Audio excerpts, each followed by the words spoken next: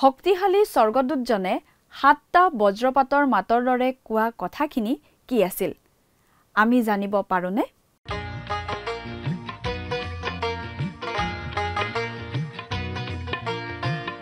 আজিৰে পবিত্ৰ খ্যানতে উজলি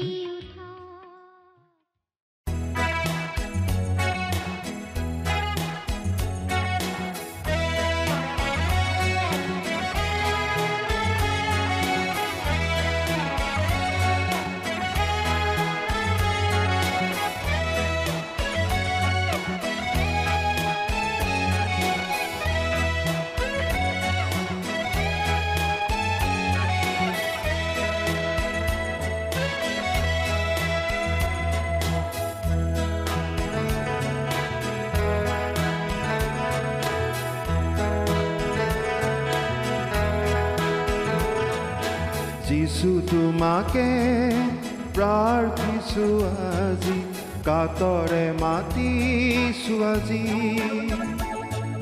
আমি প্ৰভু যিছু যিছু তোমাকে প্ৰাৰ্থিছো আজি কাতৰে মাতিছো আজি আমি প্ৰভু যিছু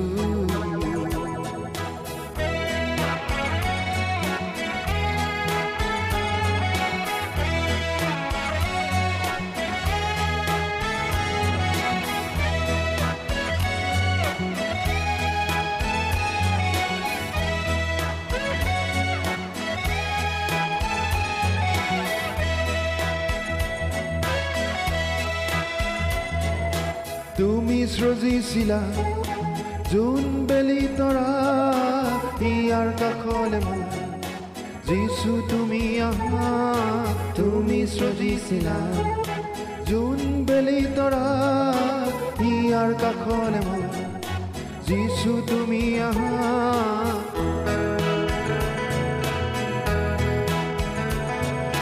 যিছু তোমাকে প্ৰাৰ্থিছো আজি কাতৰে মাতিছো আজি আমি প্ৰভু যিছু যিছু তোমাকে প্ৰাৰ্থিছো আজি কাতৰে মাতিছো আজি আমি প্ৰভু যিছু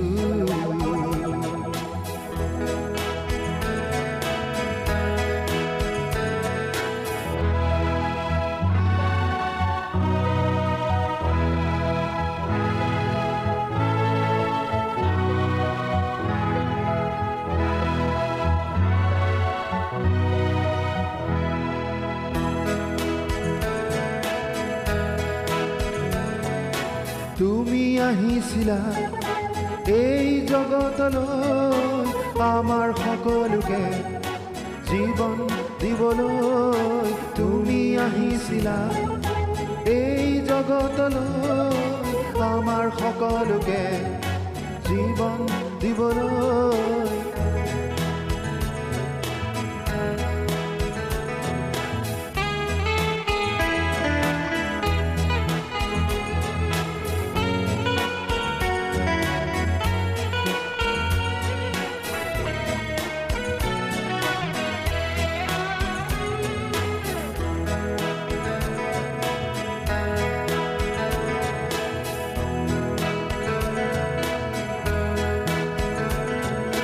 তোমাৰ প্ৰেমৰ কথা বৰ্ণাই নপৰেও হোৱা যিছু তুমি চিৰদিনে মোৰ তোমাৰ প্ৰেমৰ কথা বৰ্ণাই নপৰেও হোৱা যিছু তুমি চিৰদিনে মোৰ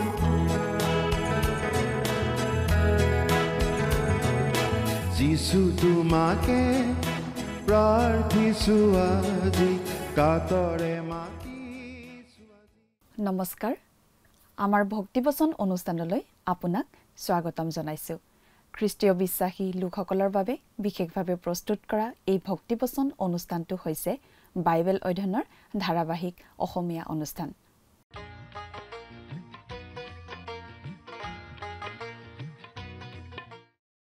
প্ৰিয় দৰ্শক, আপুনি যদি আমাৰ আগৰ অনুষ্ঠানটো শুনিছিল তেনেহলে আপোনাৰ নিশ্চয় মনত আছে যে আমি এতিয়া বাইবেলৰ নতুন নিয়ম খণ্ডৰ প্ৰকাশিত বাক্য নামৰ পুস্তকখন অধ্যয়ন কৰি আছো আৰু যোৱা অনুষ্ঠানত আমি এই প্ৰকাশিত বাক্য পুস্তকৰ 9 নম্বৰ অধ্যায়ৰ 13 নম্বৰ পদৰ পৰা 21 নম্বৰ পদলৈকে পঢ়ি তাৰ ভিত্তিত আগবঢ়োৱা আলোচনা শুনিবলৈ পালো।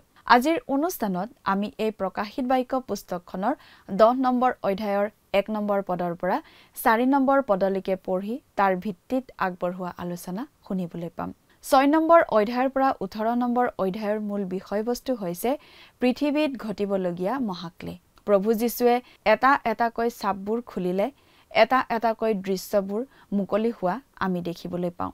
7 নম্বৰ চাপটো খোলাত 7টা শিঙা বজোৱা 7জন স্বৰ্গদূতৰ কথা কোৱা হৈছে। প্ৰথম দুতে শিঙা বজোৱাত শিলাবৃষ্টি, জুই আৰু তেজ মিহলি হৈ পৃথিৱীত পৰিল। পৃথিৱীৰ 1/3 জ্বলিল। দ্বিতীয় শিঙা বজোৱাত সাগৰৰ 1/3 প্ৰাণী মৰিল।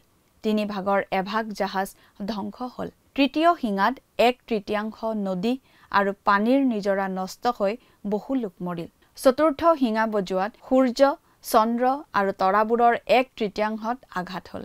শেষৰ 3টা শিঙা সন্তাপৰ শিঙা। পঞ্চম শিঙা বজোৱাত পৃথিৱীলৈ প্ৰথমটো সন্তাপ আহিল। কচুৱা ফৰিঙৰ দংশনত কপালত ঈশ্বৰৰ চাপ নথকা মানুহবোৰে 5 মাহলৈকে যথেষ্ট যন্ত্ৰণা ভুগিলে। ষষ্ঠ শিঙা বজোৱাত ইউফ্ৰেটিছ নদীত বান্ধি থোৱা 4জন স্বৰ্গদূতক মুকলি কৰি দিবলৈ কোৱা হ'ল। লগে লগে পৃথিৱীত ধ্বংসৰ বানপানী আহে। মানুহৰ 1/3 বধ কৰা হ'ল। পৃথিৱীৰ বৃহৎ জনসংখ্যা আজি ইউফ্ৰেটিছ নদীৰ পূবত। গতিকে সেই ফালৰ পৰাই 20 কোটি সৈন্যৰ বাহিনীটো আহিব বুলি মত পোষণ কৰা হয়। কিন্তু এইদৰে নিহত নোহোৱা বাকী মানুহে নিজৰ কামৰ বাবে অনুতাপ নকৰিব। 10 নম্বৰ অধ্যায়টো হৈছে ষষ্ঠ আৰু সপ্তম শিঙাৰ মাজৰ বিৰতি। এই অধ্যায়ত শক্তিশালী স্বৰ্গদূতৰ বৰ্ণনা কৰা হৈছে। জোহনে দেখিলে যে এজন শক্তিশালী স্বৰ্গদূত ডাৱৰৰ কাপোৰ পিন্ধি স্বৰ্গৰ পৰা নামি আহিছে আৰু তেওঁৰ মূৰত মেঘধনু আছিল আৰু তেওঁৰ মুখ সূৰ্যৰ দৰে আৰু তেওঁৰ ভৰি জুইৰ স্তম্ভৰ দৰে আছিল। বহুতে এই স্বৰ্গদূতজনক খ্ৰীষ্ট বুলি ক'ব খোজে যদিও তেওঁক আন কোনো এজন স্বৰ্গদূত বুলি ধৰাটোহে বেছি গ্ৰহণযোগ্য, কাৰণ প্ৰকাশিত বাক্যত খ্ৰীষ্ট স্বৰ্গদূত হিচাপে প্ৰকাশিত হোৱা নাই। প্ৰিয় দৰ্শক, কথাবোৰ বহলাই চাবলৈ আহকচোন। এতিয়া আমি মূল আলোচনাটোৰ মাজলৈ আগবাঢ়ি যাওঁ। প্ৰিয় শ্ৰোতা, আপুনি যদি আমাৰ এই ভক্তিবচন অনুষ্ঠান নিয়মিতভাৱে শুনি আছে তেনেহ'লে আপুনি নিশ্চয় জানে যে আমি কিছুদিনৰ পৰা বাইবেলৰ একেবাৰে শেষৰখন পুস্তক অৰ্থাৎ জোহনৰ প্ৰতি প্ৰকাশিত বাক্য নামৰ পুস্তকখন অধ্যয়ন কৰি আছোঁ। আমি যোৱা অনুষ্ঠানত এই প্ৰকাশিত বাক্য পুস্তকৰ 9 নম্বৰ অধ্যায়ৰ অধ্যয়ন শেষ কৰিলোঁ। আমি পালোঁ 6 নম্বৰ স্বৰ্গদূতজনে যেতিয়া তুৰি বজাব তেতিয়া পৃথিৱীত কি ঘটিব সেই কথা। সেই ঘটনাবোৰ ভৱিষ্যতে ঘটিবলগীয়া ঘটনা। এই পৃথিৱীৰ পৰা খ্ৰীষ্টীয় মণ্ডলীক উত্তোলিত কৰি স্বৰ্গলৈ প্ৰভু যীশুৱে লৈ যোৱাৰ পাছতহে পৃথিৱীত মহাক্লেশ আৰম্ভ হ'ব আৰু সেই মহাক্লেশৰ সময়ত কি ঘটিব আমি সেইবোৰ কথা এতিয়া আলোচনা কৰি আছোঁ। আজি আমি প্ৰকাশিত বাক্য পুস্তকখনৰ 10 নম্বৰ অধ্যায়ৰ অধ্যয়ন আৰম্ভ কৰিম। এই 10 নম্বৰ অধ্যায়টো এটা বিৰতিৰ সময়। 6 নম্বৰ তুৰিধ্বনি আৰু 7 নম্বৰ তুৰিধ্বনিৰ মাজৰ বিৰতিৰ সময়। ইয়াৰ আগতেও আমি এনেকুৱা এটা বিৰতিৰ সময় পাইছিলোঁ। এইটো দ্বিতীয় বিৰতি। এনেকুৱা বিৰতি আমি পাছতো পাম। আমি পাইছিলোঁ 6 নম্বৰ চাপটো খোলা আৰু 7 নম্বৰ চাপটো খোলাৰ মাজত এটা বিৰতিৰ সময়। আৰু সেই বিৰতিৰ সময়ত দুদল উদ্ধাৰ পোৱা লোকক মোহৰ মাৰি দিয়া হৈছিল। এদল লোক আছিল যিহুদী লোক আৰু আন দল লোক আছিল পৰজাতীয় বা অনাজিহুদী লোক। এই লোকসকল আছিল সেই মহাক্লেশৰ সময়তে প্ৰভু যীশুত বিশ্বাস স্থাপন কৰা লোক। আৰু এই লোকসকলক মহাক্লেশৰ পৰা ৰক্ষা পাবৰ কাৰণে কপালত চাব মাৰি দিয়া হৈছিল। এতিয়া ইয়াত আমি 6 নম্বৰ তুৰিধ্বনি আৰু 7 নম্বৰ তুৰিধ্বনিৰ মাজত এটা বিৰতি পাইছোঁ। আৰু এই বিশেষ বিৰতিৰ সময়ত 3জন ব্যক্তিৰ কথা আমাক দেখুওৱা হ'ব। এই অধ্যায়ত আমাক মহাশক্তিশালী দূতজনাৰ কথা কোৱা হ'ব।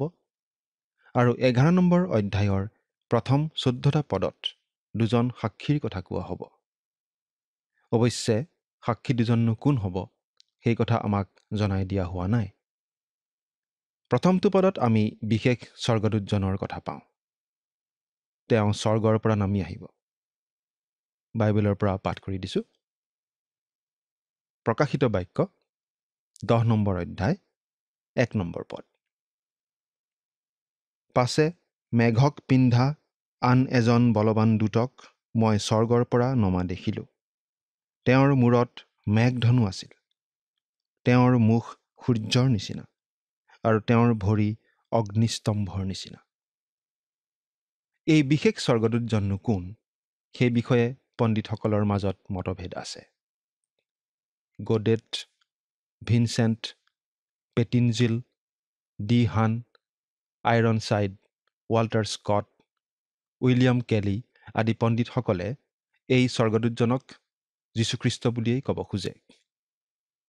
কিন্তু নিউৱেল আৰু আন কিছুমান পণ্ডিতে তেওঁক প্ৰবল ক্ষমতা আৰু কৰ্তৃত্ব থকা স্বৰ্গদূত কিন্তু স্বয়ং যীশুখ্ৰীষ্ট নহয় বুলি ক'ব খোজে। ডক্টৰ জন ৱালভৰ্ডেও এই মত পোষণ কৰে আৰু আমিও এই মতকেই পোষণ কৰোঁ। আপুনি অৱশ্যে দুয়ো পক্ষৰ যিকোনো এটা পক্ষ ল'লেও ডাঙৰ ডাঙৰ পণ্ডিতৰ পক্ষ লোৱাই হ'ব। দুয়ো পক্ষৰ পণ্ডিতসকলেই ঈশ্বৰৰ বাক্যত প্ৰবল বিশ্বাসী, ঈশ্বৰ বিশ্বাসী আৰু নিষ্ঠাৱান সেৱক বুলি আমি ক'ব পাৰোঁ। কিন্তু আমি হ'লে এই স্বৰ্গদূতজন খ্ৰীষ্ট নহয়, কিন্তু অগাধ ক্ষমতা আৰু কৰ্তৃত্ব থকা এজন স্বৰ্গদূত বুলিহে বিশ্বাস কৰা দলটোৰ ভিতৰৰ, আৰু এই ধাৰণাটোৱেই সত্য বুলি আমি ভাবোঁ। এই স্বৰ্গদূতজন যে খ্ৰীষ্ট নহয়, কিন্তু প্ৰবল ক্ষমতাসম্পন্ন এজন স্বৰ্গদূতহে, এই কথাৰ সমৰ্থনত আমি কিছুমান যুক্তি প্ৰদৰ্শন কৰিব পাৰোঁ। আমি জানো যে প্ৰকাশিত বাক্যত খ্ৰীষ্ট স্বৰ্গদূত হিচাপে কেতিয়াও প্ৰকাশ পোৱা নাই। এই কথা সত্য যে খ্ৰীষ্টই মানৱ ৰূপ ধাৰণ কৰি পৃথিৱীত জন্ম লোৱাৰ আগতে যেতিয়া মানুহৰ আগত দেখা দিছিল পুৰণি নিয়মৰ দিনত, তেতিয়া তেওঁক প্ৰভুৰ দূত বুলিয়েই কোৱা হৈছিল। কিন্তু তেওঁ যেতিয়া মানৱ ৰূপ ধাৰণ কৰি এই পৃথিৱীত জন্ম ল'লেহি আৰু তাৰ পাছত আমাৰ পাপৰ শাস্তি নিজৰ গাত লৈ আমাৰ হৈ ক্ৰুচত মৃত্যুবৰণ কৰিলে আৰু তৃতীয় দিনা পুনৰ জি উঠিল আৰু এটা পৰিৱৰ্তিত গৌৰৱময় শৰীৰ লৈ স্বৰ্গলৈ উঠি গ'ল। তাৰ পাছৰ পৰা তেওঁ সেই গৌৰৱময় শৰীৰেৰে স্বৰ্গত আছে, পিতৃ ঈশ্বৰৰ সিংহাসনৰ সোঁহাতে বহি।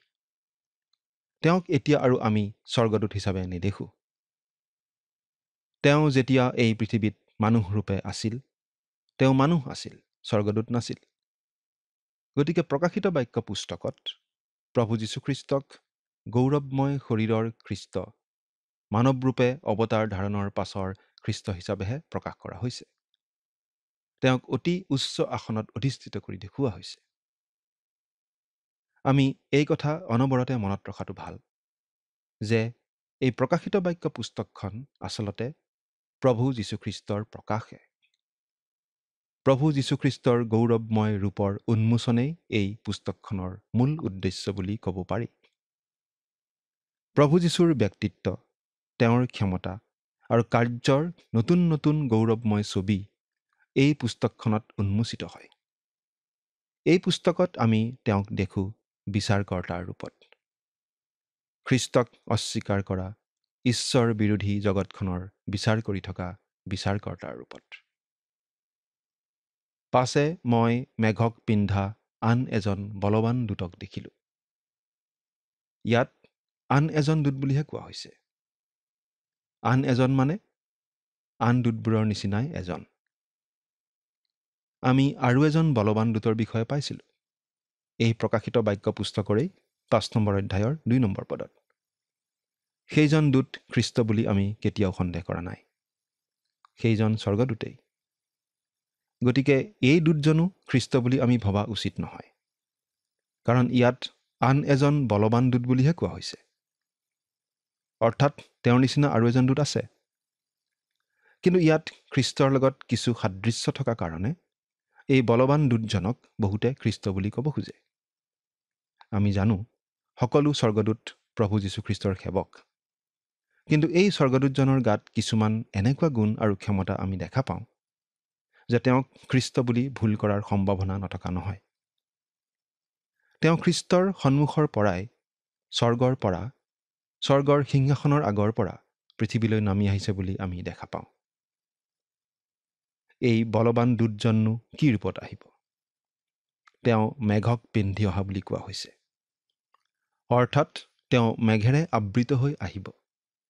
তেওঁ খ্ৰীষ্টৰ বিশেষ প্ৰতিনিধি হিচাপে আহিব, আৰু সেই মেঘৰ পোছাকেই তেওঁৰ সেই প্ৰমাণ। গৌৰৱময় মেঘৰ চিন খ্ৰীষ্টৰ দ্বিতীয় আগমনৰ সৈতে জড়িত। কিন্তু এই বলৱান দূতজন গৌৰৱময় মেঘত অহা বুলি কোৱা হোৱা নাই, কিন্তু মেঘক পিন্ধা বা মেঘেৰে আগুৰা বুলিহে কোৱা হৈছে।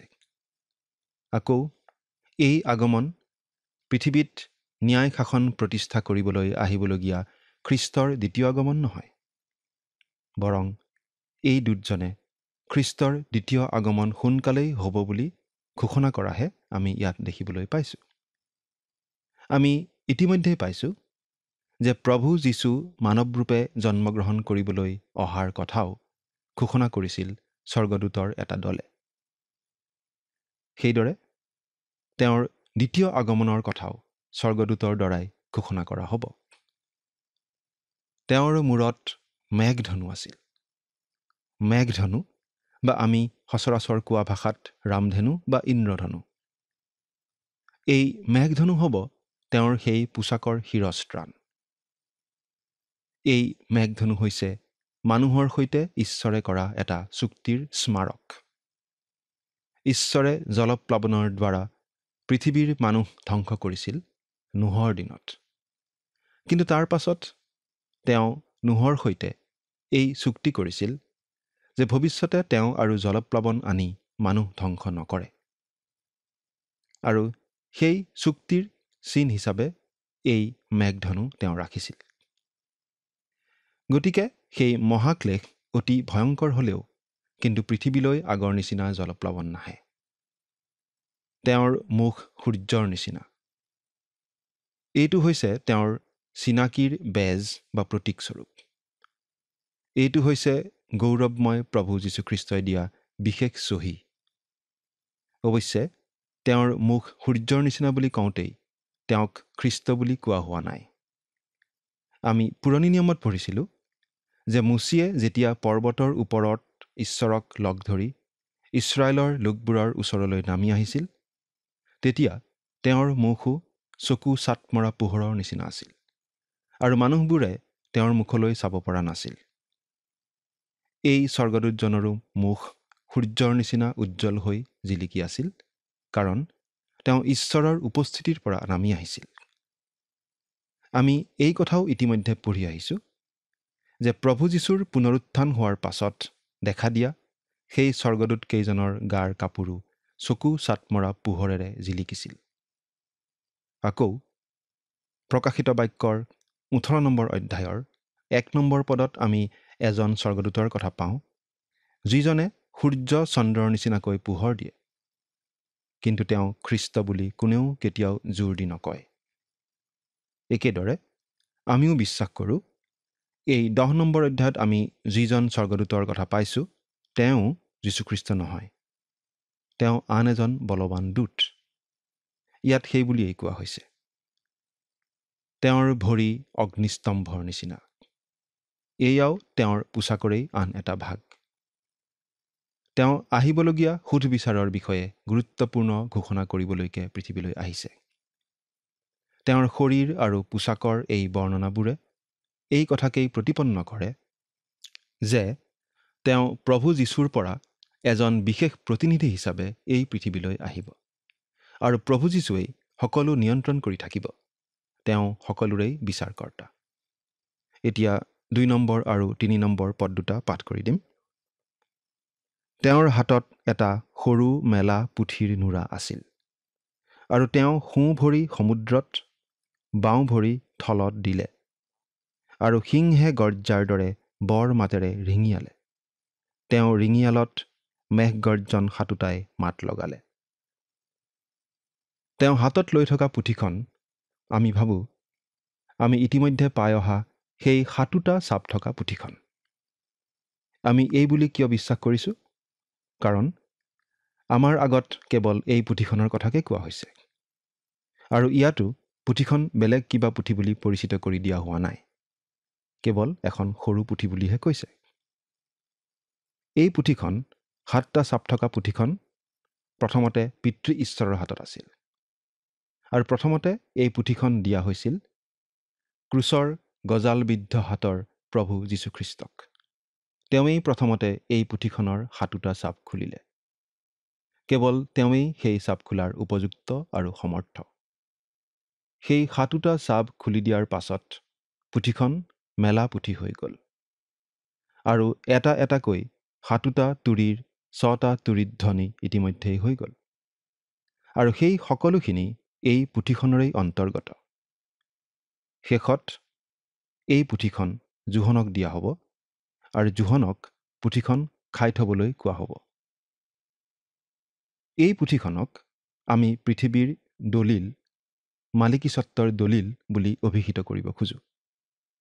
ইয়াতে আছে পৃথিৱীলৈ আহিব লগা মহাক্লেশৰ কথা আৰু তাৰ বলতেই প্ৰভু যীশুৱে এই পৃথিৱীত তেওঁৰ ন্যায় শাসন প্ৰতিষ্ঠা কৰিবহি। এই পুথিখন এতিয়া মেলা হৈ গ'ল আৰু মহাক্লেশৰ যোগেদি আহিবলগীয়া দণ্ড অভিশাপৰ কথাবোৰ প্ৰকাশ পাই উঠিছে। এই পুথিখনৰ কৰ্তৃত্বতেই স্বৰ্গদূতজনে জল আৰু স্থল উভয়তে অধিকাৰ সাব্যস্ত কৰিছে। তেওঁ এখন ভৰি মাটিত আৰু এখন ভৰি পানীত দিছে আৰু দুয়োখিনি ঈশ্বৰৰ বুলি দাবী কৰি লৈছে। প্ৰিয় শ্ৰোতা, আপোনাৰ মাটি বাৰী বহুত থাকিব পাৰে। হয়তো বহুত টকা দি আপুনি এডোখৰ ভাল মাটি কিনি লৈছে। কিন্তু আচলতে সেই মাটিৰ অধিকাৰ কাৰ? এসময়ত হয়তো কাৰোবাৰ আছিল। তেওঁ হয়তো আন কাৰোবাৰ পৰা কিনি লৈছিল। প্ৰথমতে হয়তো কোনোবাই দখল কৰি লৈছিল। কিন্তু আচলতে কাৰ? ঈশ্বৰৰ নহয়নে? প্ৰিয় শ্ৰোতা, আপুনি জানো ঈশ্বৰক দাম দিছে? নিশ্চয় দিয়া নাই। গতিকে আচল মালিক ঈশ্বৰহে। ঈশ্বৰে কেৱল পৃথিৱীৰ ভূভাগেই নহয়, গোটেই জলভাগো তেওঁৰ বুলি দাবী কৰি লোৱা আমি ইয়াত দেখিছোঁ। ঈশ্বৰে কৈছে, মাটি পানী সকলো মোৰেই। মইহে মানুহক এই ঠাইত ৰাখিছোঁ। মানুহবোৰ কেৱল ৰখি আহে। এই পৃথিৱীখন ঈশ্বৰেই সৃষ্টি কৰিছিল আৰু সকলোৰে তেওঁৱেই গৰাকী। স্বৰ্গদূতজনে মাটি পানী দুয়োখিনিকেই প্ৰভু যীশুলৈ বুলি দাবী কৰি লৈছে। কলম্বাছে যেতিয়া সাগৰৰ মাজেৰে গৈ এটা দ্বীপত নামিছিল, তেওঁ সেই দ্বীপত তেওঁৰ দেশ স্পেইনৰ পতাকা পুতি দিছিল আৰু সেই দ্বীপ স্পেইনৰ ৰজাৰ বুলি দাবী কৰি লৈছিল। কাৰণ তেওঁ আহিছিল স্পেইন দেশৰ পৰা। ঠিক একেদৰে সেই স্বৰ্গদূতজন হৈছে যীশুখ্ৰীষ্টৰ প্ৰতিনিধি। তেওঁ এখন ভৰি সাগৰত আৰু এখন ভৰি ভূমিভাগত দি দুয়োখিনিকেই অৰ্থাৎ সমগ্ৰ পৃথিৱীখনকেই প্ৰভু যীশুৰ বুলি দাবী কৰি লৈছিল। অৰ্থাৎ এতিয়া পৃথিৱীৰ শাসনভাৰ যাব খ্ৰীষ্টৰ হাতলৈ সুধ বিচাৰৰ জৰিয়তে। তেওঁ সৃষ্টিকৰ্তা, তেওঁ উদ্ধাৰকৰ্তাও। সেইবাবেই তেওঁৱেই গোটেই পৃথিৱীখনৰ গৰাকী। পুথিখন সৰু পুথি বুলি এইকাৰণেও কোৱা হৈছে, কাৰণ সেই মহাক্লেশ বেছিদিন ধৰি আৰু নচলিব। ইতিমধ্যেই মহাক্লেশৰ 7 বছৰৰ আধাতকৈ অলপ বেছি সময় পাৰ হৈ যোৱা আমি দেখিছোঁ। গতিকে মহাক্লেশ আৰু বেছি দিনলৈ নচলিব। মহাক্লেশ আচলতে বেছিদিন ধৰি নচলিব। প্ৰভু যীশুৱেও আগতেই কৈ গৈছিল, এই মহাক্লেশৰ সময় ছুটি কৰা হ'ব বুলি। দানিয়েল ভাৱবাদীয়ে এই সময় 7 বছৰীয়া বুলি জনাই থৈ গৈছে। মেঘ গৰ্জন সাতুতাই মাত লগালে। অৰ্থাৎ সেই স্বৰ্গদূতে কৰা দাবীৰ প্ৰতি ঈশ্বৰে হয় ভৰ দিছে, আমেন বুলি কৈছে। যিহুদীবিলাকে বিজুলী গাজনিক 7টা মাত বুলি কৈছিল। তেওঁলোকে মেঘ গৰ্জনক ঈশ্বৰৰ মাত বুলি কৈছিল। সেইবাবেই আমি বিশ্বাস কৰোঁ ইয়াত কোৱা মেঘ গৰ্জন সাতুতাই আচলতে ঈশ্বৰৰ মাত বুজাইছে। অৰ্থাৎ সেই স্বৰ্গদূতে পৃথিৱীখন যীশুখ্ৰীষ্টৰ বুলি দাবী কৰা কথাটোত সমৰ্থন দিছে। এই পৃথিৱীখন কিয়? গোটেই বিশ্ব ব্ৰহ্মাণ্ডখনেই ঈশ্বৰৰ। আমি নিমিত্ত মাত্ৰ। আমাৰ যি আছে সকলো তেওঁৰেই।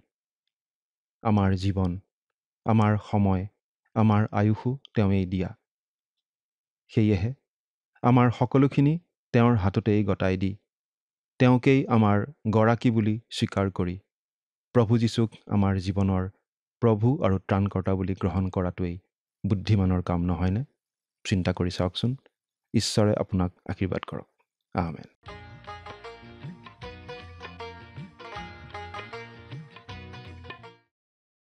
শক্তিশালী স্বৰ্গদূতজনৰ হাতত এখন সৰু কিতাপ মেলা আছিল আৰু সোঁ ভৰি সাগৰৰ ওপৰত আৰু বাওঁ ভৰি মাটিত ৰাখিলে। আৰু তেওঁ সিংহই গৰ্জন কৰাৰ দৰে ডাঙৰ মাতেৰে চিঞৰি উঠিল। তেওঁৰ মাতটো 7টা বজ্ৰপাতৰ দৰে শুনা গ'ল। যেতিয়া জোখনে সেই 7টা বজ্ৰপাতৰ মাতৰ কথাখিনি শুনিলে, তেতিয়া তেওঁ কোৱা হ'ল কথাখিনি যাতে প্ৰকাশ কৰি লিখি দিয়া নহয়। অৰ্থাৎ সেই কথাখিনি গুপুতে ৰখা হ'ল। সেই 7টা বজ্ৰপাতৰ মাতৰ কথাখিনিনো কি আছিল, সেই বিষয়ে বহুতে নানা ধৰণৰ অনুমান কৰে যদিও সঠিকভাৱে আমি ক'ব নোৱাৰো, কাৰণ আমাক জনাই দিয়া হোৱা নাই। প্ৰিয় দৰ্শক, আজিলৈ আমাৰ অনুষ্ঠানটো ইমানতে সামৰণি মাৰিব খুজিছোঁ। পৰৱৰ্তী অনুষ্ঠানত আপোনালোকক পুনৰ লগ পোৱাৰ আশা ৰাখিছোঁ। সামৰণি মৰাৰ আগতে আহকচোন আমি খন্তেক প্ৰাৰ্থনাত মূৰ দুৱাওঁ। স্বৰ্গত থকা অতি মৰমীয়াল দয়ালু পিতৃ ঈশ্বৰ, প্ৰভু তোমাক ধন্যবাদ দিছোঁ। তুমি সুন্দৰ সময় দান কৰিলা তোমাৰ পবিত্ৰ বাক্য অধ্যয়নৰ বাবে। বিশেষকৈ পিতৃ, যি তোমাৰ পবিত্ৰ বাক্য এই সময়তে অধ্যয়ন কৰা হ'ল, আৰু এই বাক্য প্ৰভু যিমানসকল দৰ্শকসকলে প্ৰভু অধ্যয়ন কৰিছে, প্ৰভু তেওঁলোকে প্ৰত্যেকে বুজি পাইছে বুলি বিশ্বাস ৰাখোঁ। আৰু প্ৰভু সেয়েহে যি তুমি অহাৰ দিন নিচেই ওচৰ, আৰু সেই দিনলৈ যাতে প্ৰত্যেকেই প্ৰভু নিজকে সলনি কৰি শুদ্ধ পথত যাতে পৰিচালিত হ'ব পাৰিব, তেনে প্ৰভু তুমি আশীৰ্বাদ প্ৰত্যেকৰ জীৱনত দান কৰা। আৰু যাতে প্ৰত্যেকে প্ৰভু বিশ্বাসত থিৰে হ'ব পাৰিব, তেনে তুমি আশীৰ্বাদ কৰা। এই সকলো যাচনা মহান ত্ৰাণকৰ্তা প্ৰভু যীশুখ্ৰীষ্টৰ নামত অৰ্পণ কৰিছোঁ। আমেন। প্ৰিয় দৰ্শক, যোৱা অনুষ্ঠানৰ প্ৰশ্নটোৰ শুদ্ধ উত্তৰটো হৈছে এনচাৰ অপশ্যন ডি, ফৰাত। আজিৰ অনুষ্ঠানৰ ওপৰত আধাৰিত প্ৰশ্নটো হৈছে 10 নম্বৰ অধ্যায়ৰ বিশেষ স্বৰ্গদূতৰ পোছাক কি আছিল? অপশ্যন এ মেঘ, অপশ্যন বি জল, অপশ্যন চি পোহৰ, অপশ্যন ডি ছাল। প্ৰিয় দৰ্শক, আজিৰ প্ৰশ্নৰ সঠিক উত্তৰটো আজি সন্ধিয়া 6 বজাৰ আগেয়ে আপোনাৰ নাম আৰু সম্পূৰ্ণ ঠিকনাৰে সৈতে আমালৈ 7429840242 নম্বৰত SMS নাইবা হোৱাটছআপ যোগে প্ৰেৰণ কৰক। প্ৰিয় দৰ্শক, আপুনি যদি আমাৰ এই অনুষ্ঠানৰ যোগেদি আশীৰ্বাদপ্ৰাপ্ত হৈছে আৰু আমাৰ লগত কথা পাতিবলৈ বিচাৰিছে বা আপোনাক প্ৰাৰ্থনাৰ সহায়ো পৰামৰ্শ লাগে, তেন্তে আমালৈ 7429840242 এই নম্বৰত পোনপটীয়াকৈ ফোন কৰিব পাৰিব। ধন্যবাদ।